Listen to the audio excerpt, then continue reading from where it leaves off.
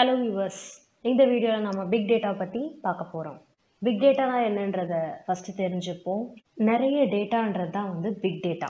இந்த டேர்மை நம்ம பிளெயினாக என்ன மீனிங்கில் எடுப்போமோ அதுதான் இந்த டேர்மோடைய ஆக்சுவல் மீனிங்கோ. Data is too big.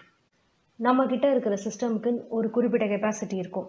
So அந்த கெப்பாசிட்டியை தாண்டி நிறைய டேட்டா வரக்குள்ள அதை நம்ம பிக் டேட்டான்னு சொல்லுவோம். பிக் டேட்டாவோடைய எல்லா ஃபீச்சர்ஸையும் எக்ஸ்பிளைன் பண்ணுற மாதிரி ஒரு 5 V's இருக்குது. அந்த 5 V's என்னன்றதை நம்ம பார்ப்போம். ஃபர்ஸ்ட் V வெலாசிட்டி, அடுத்த V வால்யூம், அதுக்கு அடுத்த V வெரைட்டி, அதுக்கு அடுத்த V veracity, and final and most important V value. வெலாசிட்டினா என்னன்றதை தெரிஞ்சுப்போம். டேட்டா எவ்வளோ ஸ்பீடில் நமக்கு அக்யூமுலேட் ஆகுது.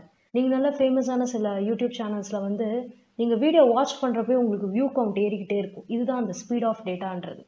நமக்கு அது வெறும் ஒரு வியூ கவுண்ட் தான்.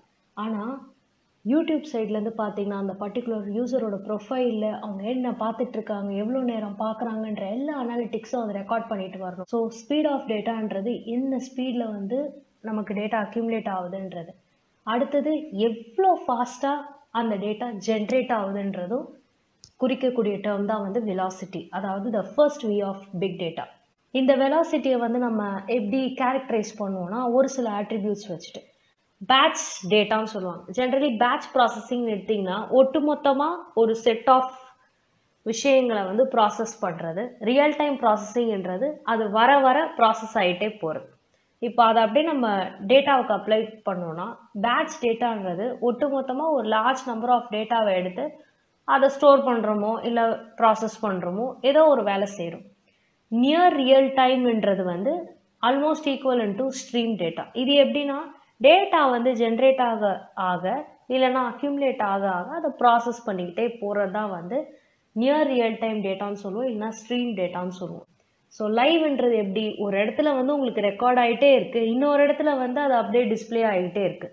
இது ஸ்ட்ரீம்னு சொல்லுவோம். அதே மாதிரி தான் டேட்டா வர வர நம்ம அதை ப்ராசஸ் பண்ணிகிட்டே இருக்கிறது இந்த இடத்துல ஸ்ட்ரீம்ஸ் டேட்டா. அடுத்தது இந்த டேட்டா நமக்கு எங்கேருந்து வருது, எப்படி வருது, what are the drivers for the data, எது மூலியமா நமக்கு வருது அப்படின்றத தெரிஞ்சுப்போம். Improved connectivity. எவ்வளோக்கு எவ்வளோ நீங்கள் சர்வர்ஸை நிறைய கனெக்ட் பண்ணுறீங்களோ அந்தளவுக்கு உங்களுக்கு இன்ஃபர்மேஷன் ஓவர்ஃப்ளோ ஆக போகுது. இன்ஃபர்மேஷன் நிறைய இருக்க அதுல நிறைய டேட்டா கிடைக்க போகுது. Competitive advantage. ஒரு பிஸ்னஸ் லெவலில் நீங்கள் யோசிச்சிங்கன்னா யார்கிட்ட கஸ்டமரை பற்றி நிறைய டேட்டா இருக்கோ அவங்க தான் இன்னைக்கு நல்லா அவங்களோட பிஸ்னஸை டெவலப் பண்ண முடியும். ஒரு ரெஸ்டாரண்ட் லெவலில் நீங்கள் எடுத்தீங்கன்னா அந்த கஸ்டமரோட ப்ரிஃபரன்ஸ் என்ன, டேஸ்ட் என்ன, இதெல்லாம் நோட் பண்ணி வைக்கிறது ஜென்ரல். பட் அவங்க எந்த கிளைமேட்டில் வந்தால் என்ன சாப்பிடுவாங்க, அவங்க எந்த மூடில் வந்தால் என்ன சாப்பிடுவாங்கன்ற அளவுக்கு நீங்கள் கலெக்ட் பண்ணுறது ஒரு விதமான டேட்டா தான். இப்போ நமக்கு ரெஸ்டாரண்ட்ஸை விட அந்த ரெஸ்டாரண்ட்டை நம்மளோட கனெக்ட் பண்ணக்கூடிய ஆப்ஸ் இருக்குது தெரியுமா, ஃபுட் டெலிவரி ஆப்ஸ். அவங்களுக்கு நம்மளோட டேஸ்ட் இன்னும் பெட்டராக தெரிஞ்சிருக்கும். ஸோ அவங்க இந்த டைமில் இவ்வளோ ஆர்டர் பண்ணியிருக்காங்க, இந்தந்த பீரியடில் இப்படி ஆர்டர் பண்ணுறாங்கன்றப்ப அது எல்லாமே அவங்களுக்கு டேட்டா. காம்படிட்டிவ் அட்வான்டேஜ்ன்றது இவங்களை விட நம்ம அதிகமாக கலெக்ட் பண்ணி வைக்கணுன்ற பேசிஸில் ஒரே பிஸ்னஸை சேர்ந்த 2-3 டீம் ஒரு 2-3 கம்பெனி நிறைய கலெக்ட் பண்ணுறது. அப்போ ஸ்பீடு உங்களுக்கு நிறையா இருக்கும்ன்றது.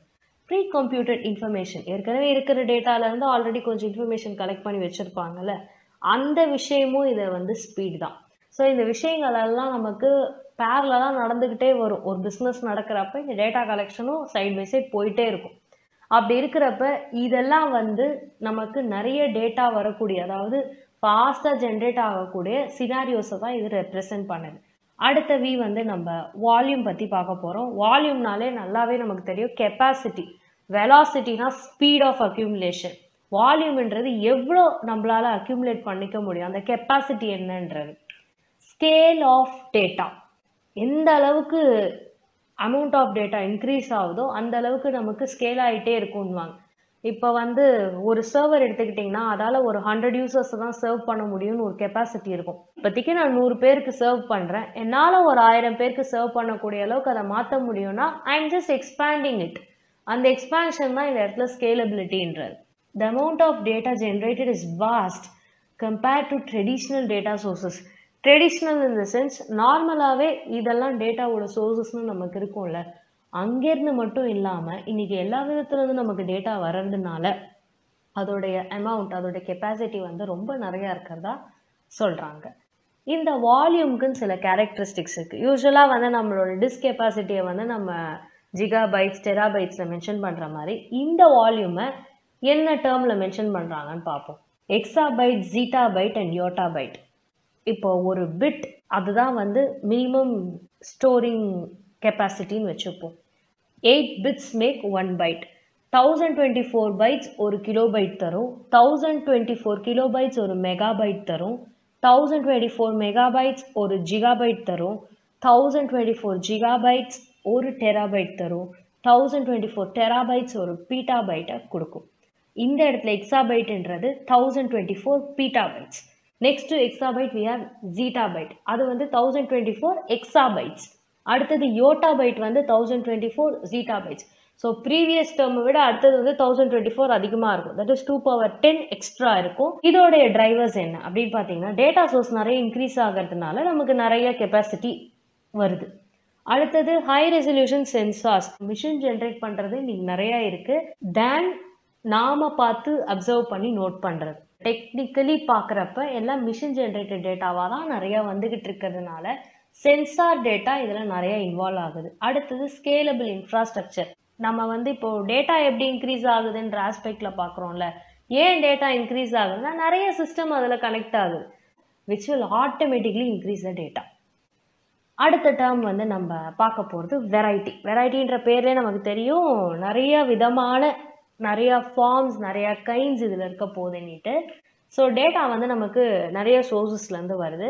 அது பேசிக்கலாக நம்ம 2 விதமான கிளாஸிஃபிகேஷனில் பார்க்கலாம். ஃபர்ஸ்ட் கிளாஸிஃபிகேஷன் வந்து என்னென்ன சோர்ஸஸ் அப்படின்றதுல பார்ப்போம். 3 மேஜர் சோர்ஸ் இங்கே மென்ஷன் பண்ணியிருக்காங்க. ஃபர்ஸ்ட் ஒன் வந்து பீப்புள் ஜென்ரேட்டட் டேட்டா. இப்போ நான் இந்த வீடியோ கிரியேட் பண்ணுறேன்னா this is a people generated data. இந்த மாதிரி ஒவ்வொருத்தரும் தனக்கு தேவையான விஷயங்களை கிரியேட் பண்ணிக்கிறாங்கல்ல, அது வந்து பீப்புள் ஜென்ரேட்டட், நாம செய்யக்கூடிய விஷயங்கள்.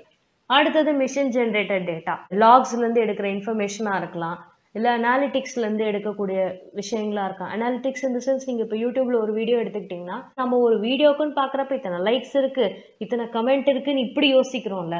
ஆனால் மிஷின் ஜென்ரேட்டட் டேட்டாவில் இந்த ஆங்கிளில் மட்டும் யோசிக்கக்கூடாது. ஒரு யூடியூப் பாயிண்ட் ஆஃப் வியூவில் இந்த ஒரு பர்டிகுலர் வீடியோக்கு ஒரு லைக் விழுதுன்னா அந்த யூசர் யாருன்னு அது போகும். அந்த யூசர் ப்ரொஃபைலில் அவங்களோட ப்ரிஃபரன்ஸே உங்களுக்கு மாறும். அவங்க இந்த வீடியோவை லைக் பண்ணுறாங்க, இல்லை அவங்க இந்த வீடியோவை ஷேர் பண்ணுறாங்க, இல்லை இந்த பர்டிகுலர் சேனலுக்கு சப்ஸ்கிரைப் பண்ணுறாங்கன்றப்ப அவங்களோட ப்ரொஃபைலே அது சைடில் பில்ட் பண்ணிகிட்டு இருக்கு. அந்த சேனலோட ப்ரொஃபைலை தனியாக பில்ட் பண்ணிட்டு இருக்கு, இந்த வீடியோவை தனியாக பில்ட் பண்ணுது. இந்த வீடியோக்குன்னு ஒரு ஜானர் இருக்குல்ல. இப்போ இது டெக்னிக்கல் வீடியோன்னு எடுத்துப்போம். இந்த வீடியோவை பொறுத்த வரைக்கும் இது ஒரு பிக் டேட்டா வீடியோனா இந்த பிக் டேட்டான்ற டேர்முக்கு அது ஒரு தனி ப்ரொஃபைல் கிரியேட் பண்ணுற மாதிரி நீங்கள் ஆல் ஓவர் ஆங்கிள் நீங்கள் திங்க் பண்ணி பார்க்குறப்ப மிஷின் ஜென்ரேட்டட் டேட்டா இந்த மாதிரி தான் இருக்கும். ஸோ சென்சார் டேட்டா எல்லாமே வந்து உங்களுக்கு மிஷின் ஜென்ரேட்டட். சென்சார் வந்து ஒரு இன்புட் டிவைஸ் தான். அது உங்களுக்கு சிக்னல் எடுக்கக்கூடிய விஷயங்களோ இல்லை வேற ஏதாவது ஒரு விஷயங்களோ எல்லாமே வந்து உங்களுக்கு டேட்டாவாக மாறப்போகுது. ஸோ எல்லாமே வந்து உங்களுக்கு மிஷின் ஜென்ரேட் பண்ணி கொடுக்கறது தான். அடுத்தது business generated data. So generally வந்து ஐடியில் நீங்கள் 2 விதமான பிஸ்னஸ் பார்க்கலாம். ஒன்று ப்ராடக்ட் பேஸ்ட், இன்னொன்று வந்து சர்வீஸ் பேஸ்ட். நான் ஒரு பர்டிகுலர் ப்ராடக்ட் கிரியேட் பண்ணுறேன், அதை நான் சேல் பண்ணுறேன், அது மூலயமா எனக்கு கிடைக்கக்கூடிய ஒரு விதமான ரெவென்யூ.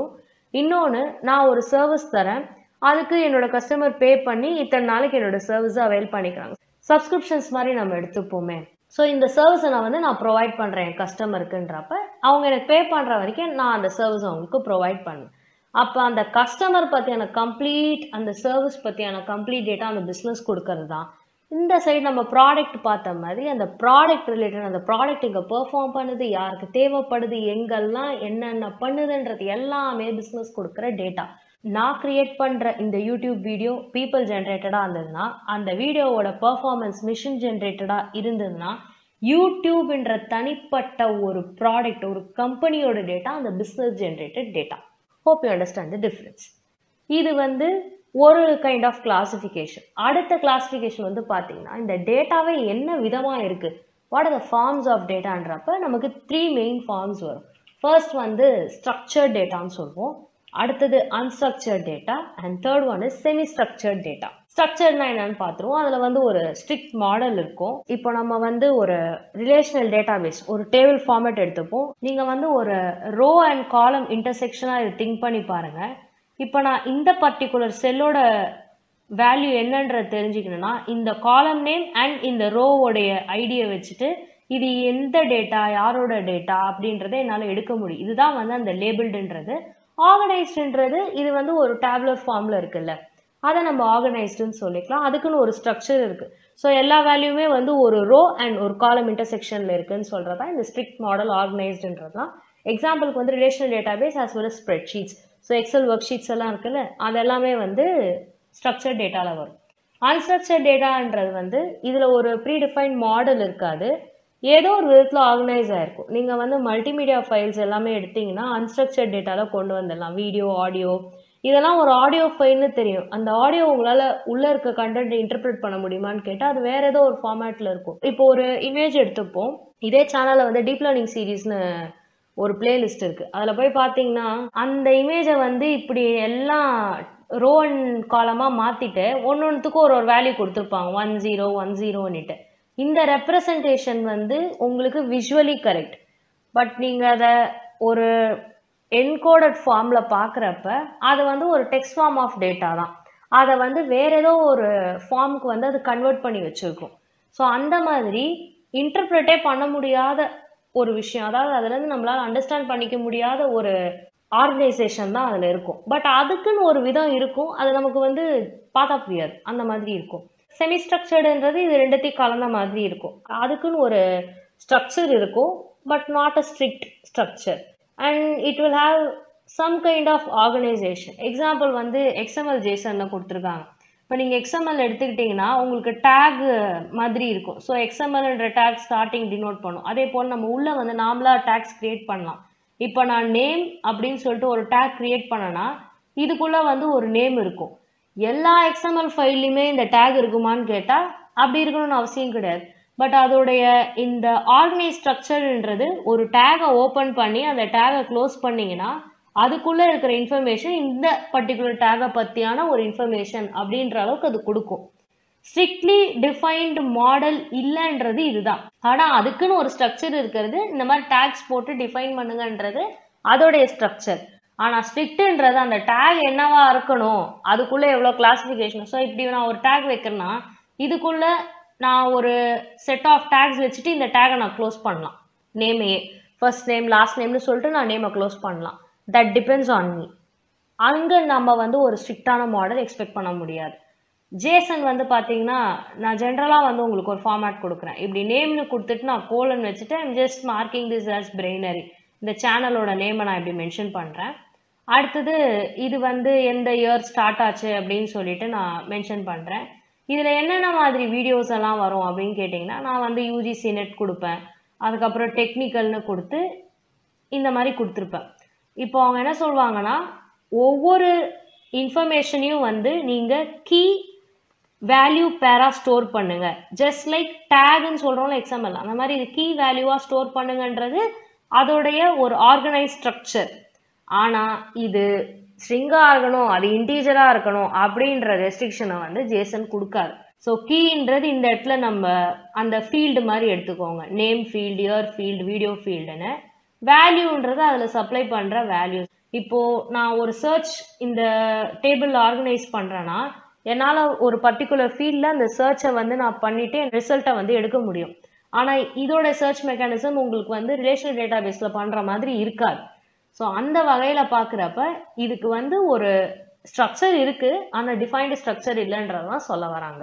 இப்போ இதோடைய ஆட்ரிபியூட்ஸ் என்ன, வெரைட்டியை எப்படி மென்ஷன் பண்ணுவோன்னு பார்த்தீங்கன்னா காம்ப்ளெக்சிட்டி பேஸ் பண்ணி, டிகிரி ஆஃப் ஸ்ட்ரக்சர் பேஸ் பண்ணி.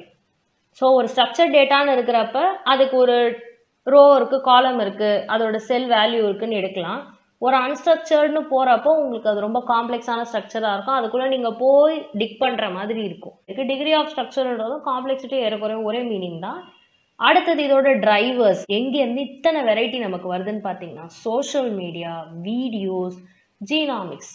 ஜீன்ஸ் பற்றி GENES, ஜீன்ஸ் பற்றி நம்ம ஸ்டடி பண்ணுறத ஜீனாமிக்ஸ்ன்னு சொல்லுவோம்.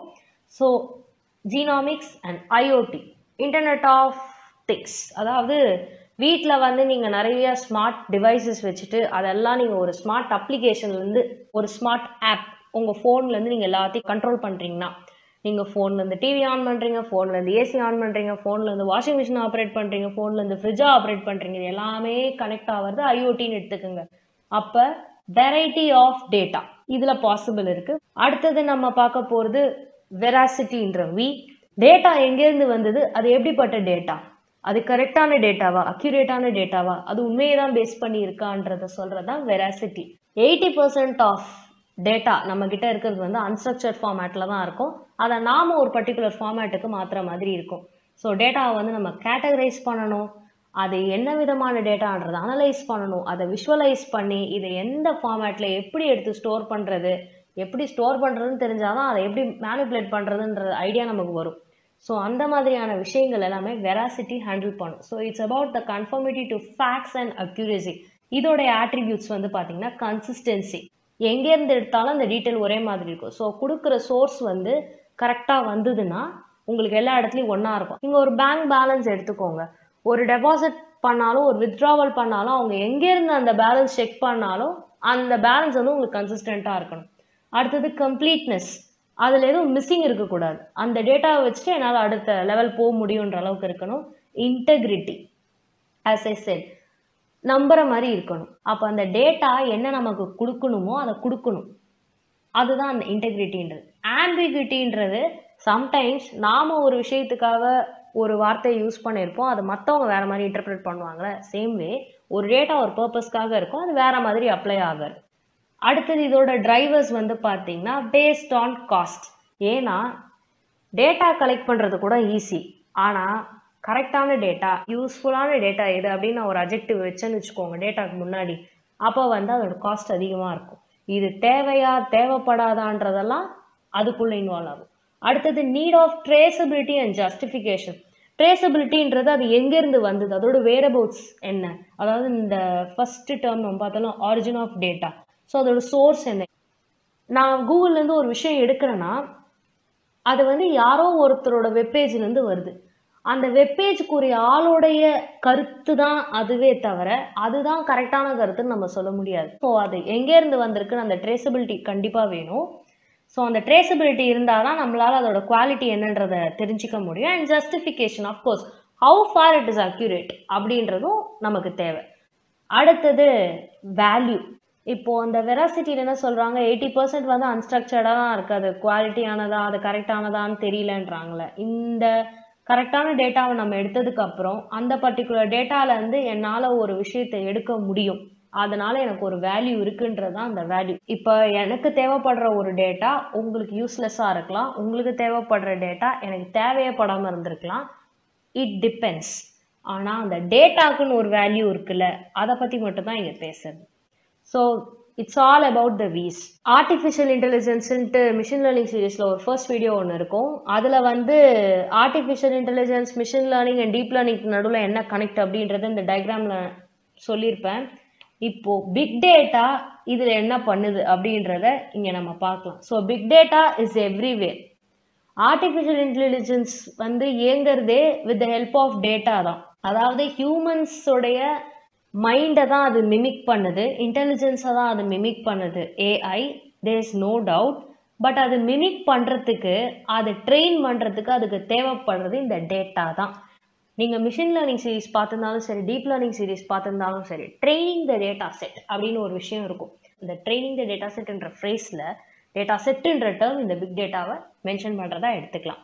ஸோ பிக் டேட்டாவை அப்படியே எடுத்து ட்ரெயின் பண்ண மாட்டோம், பிக் டேட்டாவிலேருந்து நமக்கு தேவைப்படுற டேட்டாவை எடுத்து அதோட வேல்யூ தெரிஞ்சு நம்ம ட்ரெயின் பண்ணுற மாதிரி இருக்கும். பிக் டேட்டா டெக்னாலஜிஸ் என்னென்ன அப்படின்னு பார்ப்போம். ஸோ பிக் டேட்டாவில் வந்து அந்த டேட்டாவை ஸ்டோர் பண்ணக்கூடிய ஒரு ப்ராசஸ் ஒன்று இருக்குது.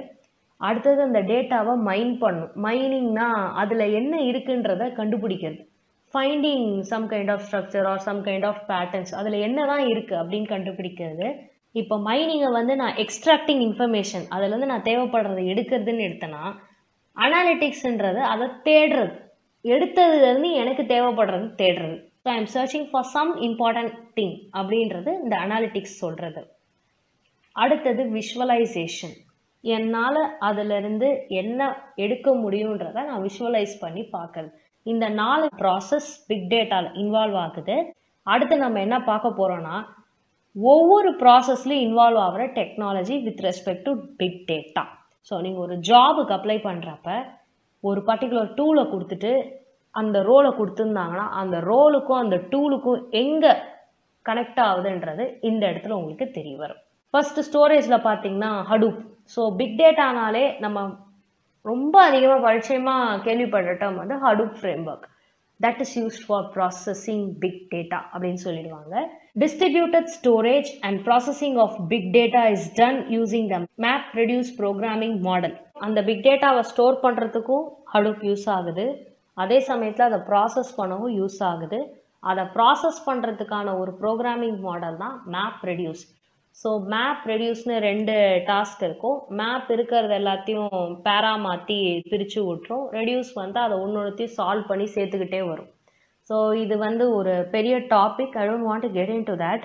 பட் இதில் இந்த விஷயம் நடக்குதுன்ற வரைக்கும் தெரிஞ்சுக்கோங்க. அடுத்தது, it is use to store and analyse the data present in different machines with high speeds and low cost. So big டேட்டாவை ப்ராசஸ் பண்ணணும்னா அது ஸ்டோர் பண்ண இடத்துலேருந்து தான் நான் ப்ராசஸ் பண்ணணும். ஸோ ஹடூப்பில் வந்து ஹடூப் டிஸ்ட்ரிபியூட்டட் ஃபைல் சிஸ்டம்னு இருக்குது.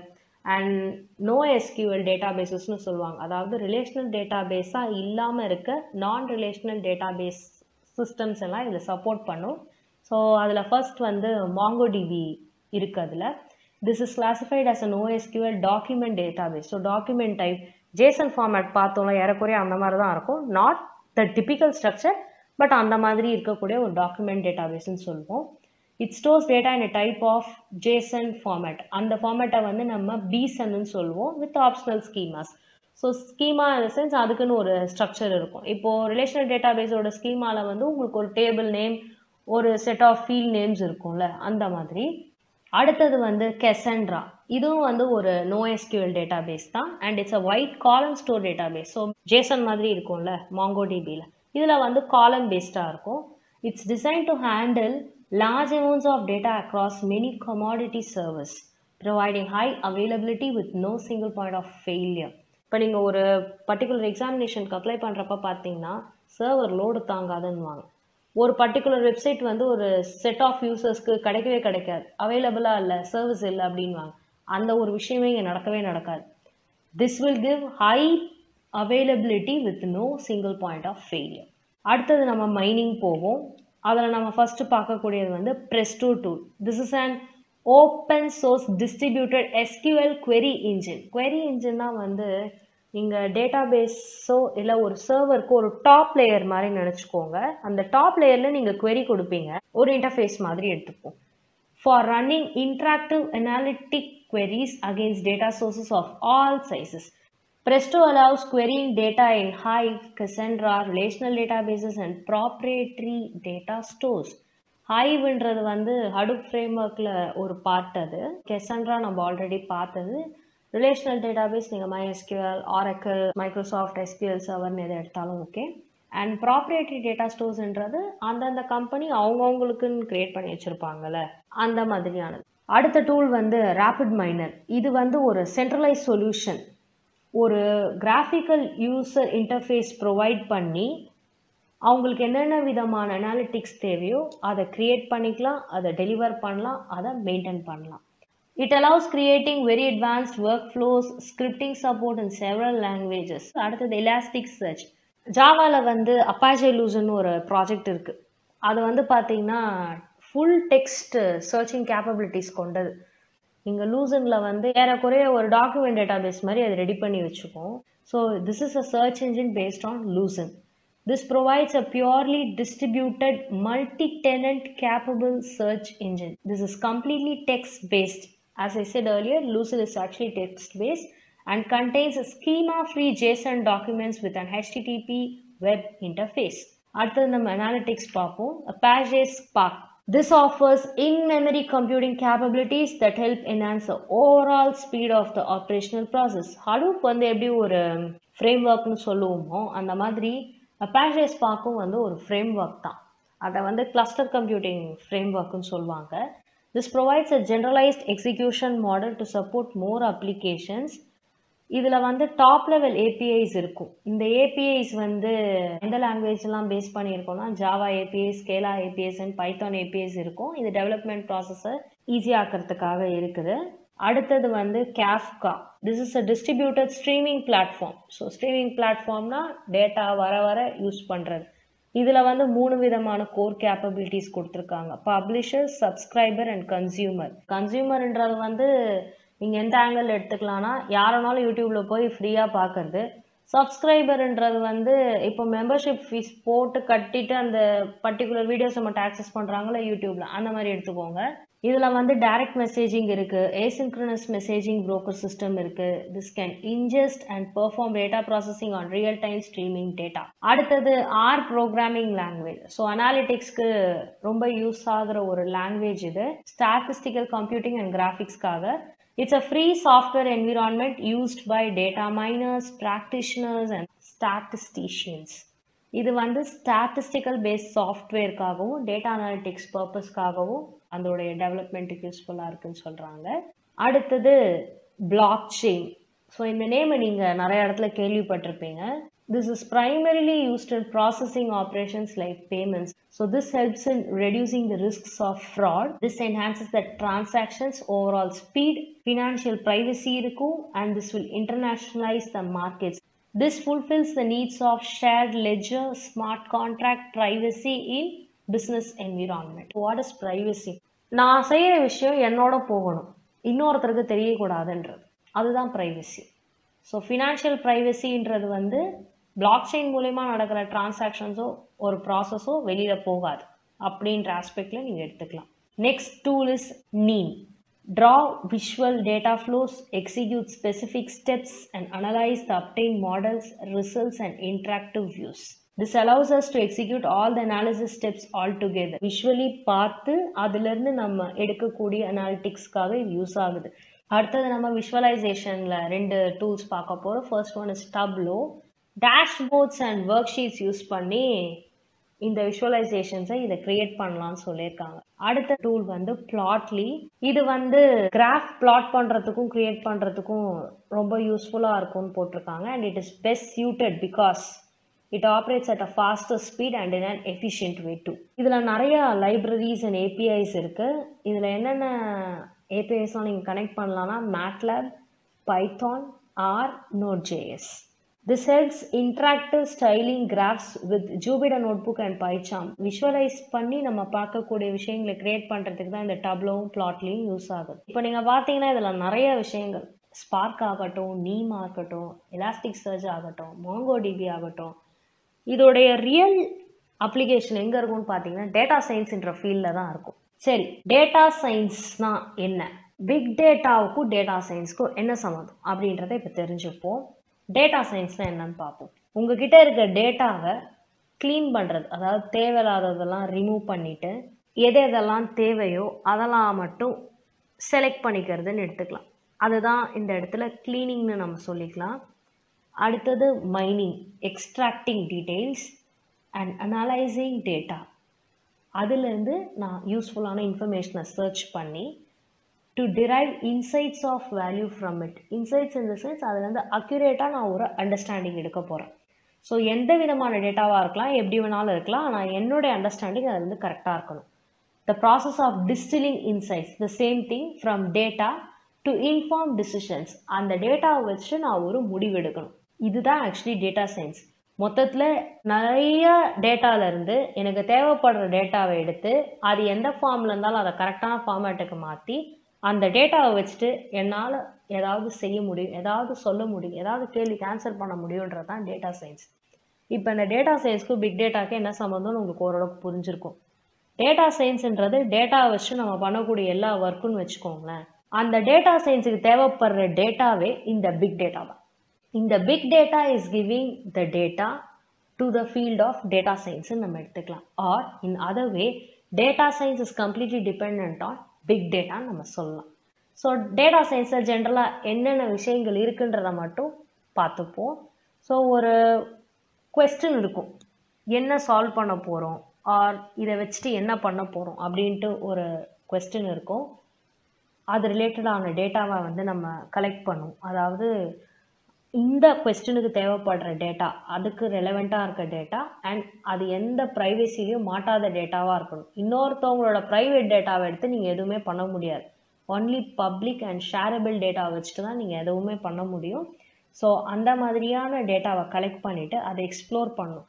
விஷுவலைசேஷன்ன்றது வந்து 2 இடத்துல நடக்கும். ஒன்று ஃபர்ஸ்ட்லேயே நடக்கும், இன்னொன்று லாஸ்ட்டில் நடக்கும். கலெக்ட் பண்ணுற டேட்டாவை அப்படியே விஷுவலைஸ் பண்ணி பார்த்துட்டு அந்த டேட்டா என்ன சொல்லுதுன்னு எடுப்போம். அதுக்கப்புறம் நமக்கு ஏற்ற மாதிரி அதை மாடிஃபை பண்ணிவிட்டு அது என்ன சொல்லுதுன்னு ஒரு கதை எடுப்போம். ஸோ இது வந்து ஃபர்ஸ்ட் ஸ்டேஜ், எக்ஸ்ப்ளோரிங் டேட்டா. அந்த டேட்டாவை பிளாட் பண்ணி அதில் என்ன நமக்கு கிடைக்குதுன்றதை பார்க்கறது. அதுக்கப்புறம் இந்த டேட்டாவை அனலைஸ் பண்ணுறது, அதாவது அதுலேருந்து ஒரு மீனிங்ஃபுல்லான இன்ஃபர்மேஷன் எடுக்கிறது. இதில் ஒரு 3 டேர்ம் போட்டிருக்காங்க, பில்ட், ஃபிட் அண்ட் வேலிடேட்டிங் மாடல்ன்ட்டு. பில்டுன்றது ஒரு மாடல் கிரியேட் பண்ணுற மாதிரி எடுத்துக்கோங்க. ஃபிட்டிங் மாடல்ன்றது ட்ரெயினிங் த டேட்டான்னு எடுத்துக்கலாம். வேலிடேட்டிங் மாடல்ன்றது அதை இவாலுவேட் பண்ணுறது, அதாவது அது கரெக்டாக தான் ப்ரெடிக்ட் பண்ணுதான். இந்த 3 டேர்மையும் நீங்கள் அண்டர்ஸ்டாண்ட் பண்ணணுன்னா நீங்கள் எம்எல் சீரிஸ் ஒரு தடவை போய் பார்த்தீங்கன்னா உங்களுக்கு அண்டர்ஸ்டாண்ட் ஆகிடும். அடுத்தது storytelling. This is actually the visualisation that we get from the results. Set of data இருக்கும், அந்த டேட்டாவை வந்து நம்ம ட்ரெயின் பண்ணுவோம் ஏதாவது ஒரு கொஸ்டின் ஆன்சர் பண்ணுறதுக்கு. ஃபஸ்ட்டு நம்ம கொடுக்கக்கூடிய ட்ரெயினிங் டேட்டாவில் கொஸ்டினும் இருக்கும் ஆன்சரும் இருக்கும்னு எடுத்துப்போம். இல்லைனா அந்த ட்ரெயினிங் டேட்டாவை வச்சுட்டு அது ஏதாவது ஒரு விஷயத்தை அதுங்களுக்குள்ளே ஏதாவது ஒரு சிமிலாரிட்டி இருக்கான்னு கண்டுபிடிச்சி வச்சுருக்கோம். புதுசாக நான் ஒரு டேட்டா கொடுக்குறப்ப அந்த வேலையை அது கரெக்டாக செஞ்சு அந்த புது டேட்டாலையும் என்ன வேணுமோ அதை எடுத்து கொடுத்துரும். ஒரு ரியல் எஸ்டேட் எக்ஸாம்பிள் எடுத்துப்போம். இந்த கேரக்டரிஸ்டிக்ஸ் போட்டு இந்த வீட்டில் இந்த ஃபீச்சர்லாம் இருந்ததுன்னா இதோட வேலை இந்த ரேஞ்சுன்றதை நான் ட்ரெயின் பண்ணிடுறேன்னு வச்சுக்கோங்க. நாளைக்கு நான் ஒரு புது வீட்டோடைய ஃபீச்சர்ஸை மட்டும் சொன்னால் அதோடைய ப்ரைஸ் என்னவாக இருக்கும்னு அதால் ப்ரெடிக்ட் பண்ண முடியும். இது ஒரு எக்ஸாம்பிள். இன்னொரு எக்ஸாம்பிள் வந்து பார்த்தீங்கன்னா, நான் ஒரு செட் ஆஃப் இமேஜஸ் வச்சுருக்கேன், ஆப்பிள், ஆரஞ்ச் அண்ட் பைனாப்பிள். இப்போது இந்த இமேஜஸை நான் திருப்பி அதுங்களுக்கு ட்ரெயின் பண்ணுறப்ப அது என்ன சொல்லும், இந்த ஆப்பிள்ஸ் எல்லாம் ஒரே மாதிரி இருக்குது, ஆரஞ்ச் எல்லாம் ஒரே மாதிரி இருக்குது, பைனாப்பிள்லாம் ஒரே மாதிரி இருக்குன்னு குரூப் பண்ணிவிடும். இதில் வந்து நான் வேறு எந்த டீட்டெயிலும் அதுக்கு சொல்ல. குரூப் பண்ணதுக்கப்புறம் இதெல்லாம் என்னன்னு கேட்கும். இந்த மாதிரி இருந்தால் இது ஆப்பிள்னு நான் சொல்லுவேன், இந்த மாதிரி இருந்தால் இது ஆரஞ்சுன்னு சொல்லுவேன். இந்த மாதிரி குரூப் பண்ணியிருக்கிறதுலாம் பைனாப்பிள்னு சொல்லிட்டேன்னா நாளை பின்ன நான் ஒரு ஃப்ரூட், ஒரு பனானா எடுத்துகிட்டு வந்தேன்னா இது 3 மேட்ச் ஆகல, இது 4வது கேட்டகரின்னு சொல்லிடும். இல்லை இந்த 3 ஃப்ரூட்டில் ஏதாவது ஒன்று எடுத்துகிட்டு வந்தால் இந்த கேட்டகரின்னு அதால் கண்டுபிடிக்க முடியும். இந்த மாதிரி ட்ரெயின் பண்ணி வச்ச ஒரு மாடலில் ஒரு புது டேட்டாவை எடுத்துகிட்டு வந்து கொடுத்தேன்னா அது கரெக்டாக ப்ரெடிக்ட் பண்ணுன்றது தான் இந்த build model, fit model and validate model. அது ப்ரெடிக்ட் பண்ணி முடிக்குது இல்லை, அதை வச்சு நான் ஒரு விஷுவலைசேஷன் கிரியேட் பண்ணுறேன். இந்த ஸ்டோரி டெல்லிங்லேருந்து நம்ம அடுத்து என்ன செய்ய போகிறோம்னு பார்த்தீங்கன்னா, we will take some action or we will make some decisions-னு சொல்லலாம். ஸோ அடுத்து நம்ம என்ன செய்யணும், இதுலேருந்து நம்ம என்ன முடிவு எடுக்கலான்றதை வந்து அந்த விஷுவலைசேஷன்லேருந்து தான் நம்மளால் எடுக்க முடியும். So data science is all about collecting data, exploring data, analysing data. அந்த ரிசல்ட்டை வச்சுட்டு நம்ம என்ன கதை சொல்ல போகிறோன்றது தான் டேட்டா சயின்ஸ். டேட்டா சயின்ஸை பற்றி நம்ம நெக்ஸ்ட் வீடியோவில் டீட்டெயில்டாக பார்க்கலாம். I'll meet you in the next video. Thank you, viewers.